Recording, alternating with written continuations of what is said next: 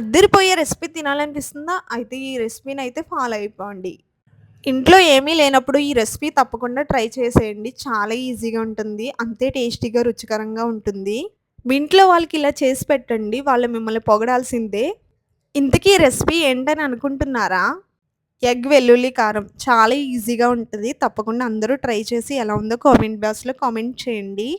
ప్రాసెస్‌లోకైతే వెళ్ళిపోదాం. Gas stove అయితే వెలిగించిన బౌల్ తీసుకొని ఒక 3 ఎగ్స్ అయితే వేసుకున్నాను. మీకెన్ని ఎగ్స్ కావాలంటే అన్ని ఎగ్స్ తీసుకోండి.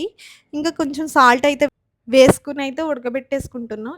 ఈలోపు ఒక మిక్సీ జార్ అయితే తీసుకొని 7 లేదా 8 వెల్లుల్లిపాయలు తీసుకొని అందులో జార్‌లో వేసుకోండి. ఆ తర్వాత కారం 2 స్పూన్స్ వేసుకోండి. స్పైసీగానే ఉండాలి. హాఫ్ టీ స్పూన్ పసుపు, హాఫ్ టీ స్పూన్ సాల్ట్, జీలకర్ర ఒక స్పూను వేసుకోండి. జీలకర్ర ఎక్కువ ఉంటేనే రుచి బావుంటది.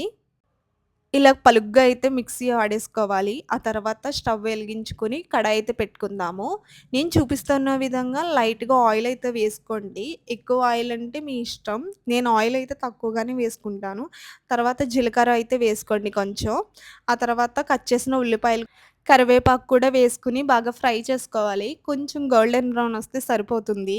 నేను చూపిస్తున్న విధంగా అయితే ఫ్రై చేసుకోండి.